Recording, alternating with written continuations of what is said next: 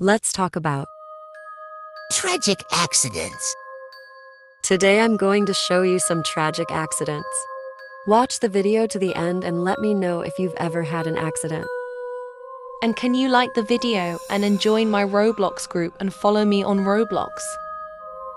And can you please subscribe me so that we can hit the 100,000 subscribers this year? And it would help me a lot when you press the hype button onto the video. Thank you, and now enjoy the video. And by the way, I recorded a new background video where I played with fans. Maybe you'll see you there. Accidents are terrible things. Many happen every day, and many people die, like from car accidents, plane crashes, or more unusual things like a cave. But today we're talking about the man who's stuck in a hole, because it's a very tragic and well-known story, and I wanted to tell it to you too. But what actually happened? I'll explain that to you now. John Edward Jones in Nutty Putty Cave, who died in 2009 after becoming wedged upside down in a narrow fissure. He had entered a tight, unmapped passage while caving with his family and became stuck in a 10x18-inch 25x46cm space about 400 feet from the entrance. A complex rescue operation was attempted, but a pulley system failed, and he ultimately died from cardiac arrest after being trapped for 27-28 hours. Now I'll show you a few more videos that can demonstrate and illustrate these things even better. Their video is from Curiously96. John Edward Jones was trapped, upside down, in a tunnel less than 25 centimeters wide. His chest could barely expand to breathe. Blood was pooling in his head, and every passing minute increased his agony. He tried to move, to back up, to push himself out, but he was stuck. Panic set in as he realized he wouldn't get out on his own. He screamed for help, and his brother Josh rushed to his side. But when Josh tried to pull him out, he realized the worst.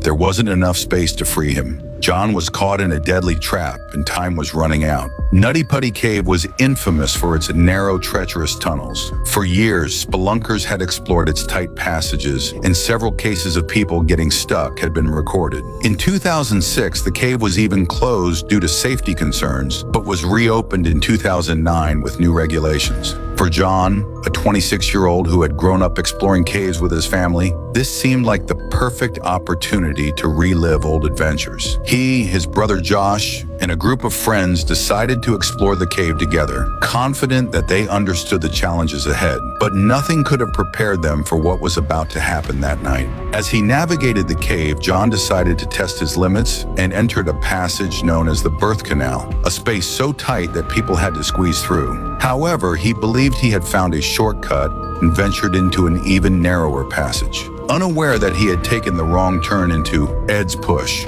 one of the most dangerous tunnels in the cave. He crawled forward, forcing his body through the rock walls until he realized he couldn't move any further. When he tried to back up, he discovered he was stuck. Trapped upside down with his arms pinned at his sides, he felt panic take hold. Josh heard his brother's screams and reached him within minutes. He tried pulling John by the ankles, but there wasn't enough room to move him backward. With every failed attempt, desperation grew. Knowing he needed help, Josh ran out of the cave to call for rescuers. Within hours, a highly trained rescue team arrived, bringing equipment to attempt the impossible.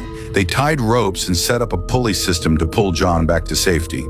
Throughout the process, John spoke with the rescuers, trying to stay calm and holding on to the hope that he would make it out alive. The rescue attempts lasted over 24 hours. At one point, they managed to lift John a few centimeters, but a failure in the equipment caused him to slip even deeper into the crevice. By then, his body was already suffering the effects of being upside down for so long. His circulation was failing, and he began losing consciousness. The rescuers kept trying, but they knew time was running out. When they finally realized there was nothing more they could do, the pain of John's family and the rescue team was immeasurable. With no safe way to remove the body, authorities made a heartbreaking decision to seal off the entrance to the cave, turning that place into John's final resting place. For his family, the tragedy was devastating, but they found comfort in their faith and in the memories of John's adventurous spirit. Nutty Putty Cave would never be explored again, becoming a somber memorial for a young man who sought adventure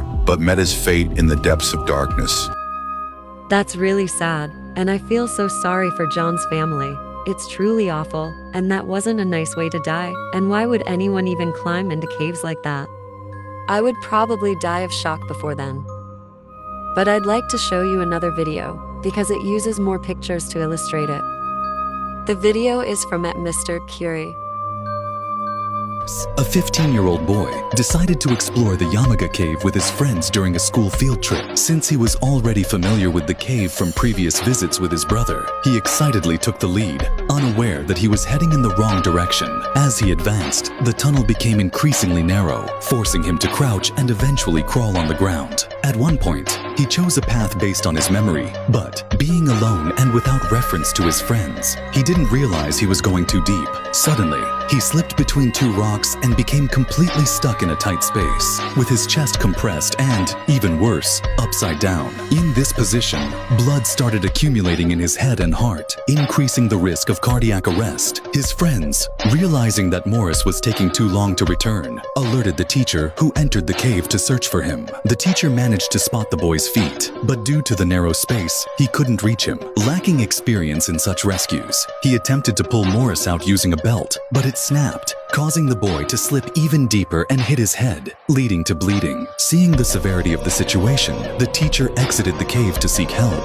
However, when professional rescuers arrived, they found that they were too large to fit through the narrow passage. To keep Morris alive, they brought in oxygen and a generator to light up the area, which slightly improved his condition. The plan was to pull him out with a rope, but due to the dark and confined tunnel, the rope kept slipping off. The solution came from a 14-year-old boy named Mike, who had a similar body size to Morris and was able to squeeze through the tight space. Mike securely tied the rope around the trapped boy, and everyone worked together to pull him out. After 26 hours of effort, Morris was finally rescued, suffering some injuries but without serious harm. This incident happened in 1965 and, despite the tension, had a happy ending.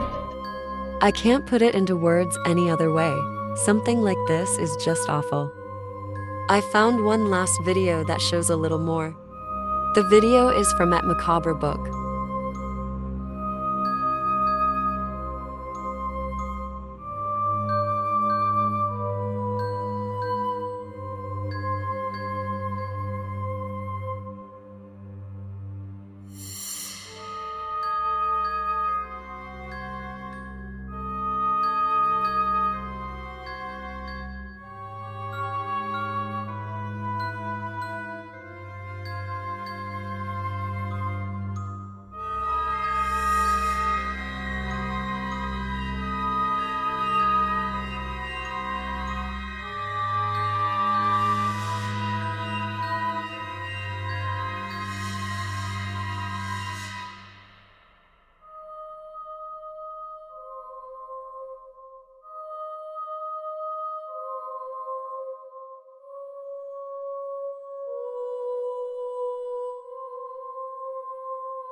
I feel so sorry for him because it's so sad.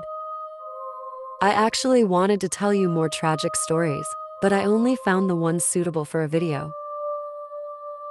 But write something for the algorithm in the comments. Stay safe.